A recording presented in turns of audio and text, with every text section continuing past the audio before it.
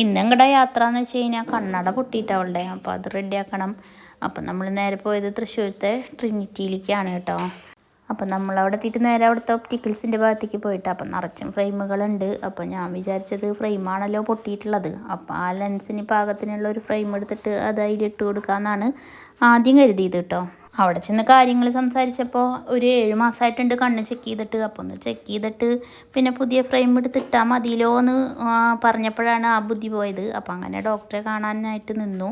എന്തായാലും ചെക്ക് ചെയ്തത് നന്നായി, പവർ വ്യത്യാസമുണ്ട്. അപ്പോൾ ഡോക്ടർ ഒരു മരുന്നും എഴുതി തന്നു, പിന്നെ പുതിയ കണ്ണടയ്ക്കുള്ള പവർ എഴുതി തന്നു കേട്ടോ. അപ്പോൾ നമ്മൾ വീണ്ടും കണ്ണടയുടെ ഭാഗത്തേക്ക് പോയി അത് കൊടുത്ത് പുതിയൊരു ഫ്രെയിം സെലക്ട് ചെയ്തു കേട്ടോ. പിന്നെ ലെൻസ് കസ്റ്റമൈസ് ചെയ്ത് വരാൻ 4 ദിവസം പിടിക്കും. അപ്പോൾ 4 ദിവസം കഴിഞ്ഞിട്ട് കണ്ണട കിട്ടുള്ളൂ എന്ന് പറഞ്ഞിട്ട് അങ്ങനെ അവിടെ നിന്ന് ഇറങ്ങി. അപ്പം അതിൻ്റെ നേരെ ഓപ്പോസിറ്റ് തന്നെയാണ് കേട്ടോ സ്റ്റുഡിയോ. അപ്പോൾ ഒരു ടോപ്പ് വേണമെന്ന് പറഞ്ഞിട്ട് അങ്ങോട്ട് കയറി. അവിടെ ചെന്നപ്പോൾ നല്ല സെലക്ഷൻ ഉണ്ടായിരുന്നു കേട്ടോ. നല്ല ബ്ലൂ വൈറ്റ് കോമ്പോയിലുള്ള ഡ്രസ്സുകളായിരുന്നു ഈ പ്രാവശ്യം പോയപ്പോൾ. അപ്പം ഞങ്ങളതിൻ്റെ എല്ലാ ഭാഗത്തു നിന്നും ടോപ്പുകളൊക്കെ നോക്കി അങ്ങനെ നടന്നു. കുട്ടുവാണെങ്കിൽ കുറേ പിന്നാലെ നടന്നു അതും ഇതൊക്കെ പറഞ്ഞിട്ട് നടന്നു കേട്ടോ. പിന്നെ 2-3 ഇഷ്ടമായ ടോപ്പുകളൊക്കെ എടുത്തിട്ട് ട്രയൽ നോക്കിയപ്പോൾ ഈ ടോപ്പാണ് അവൾക്ക് ഇഷ്ടപ്പെട്ടത്.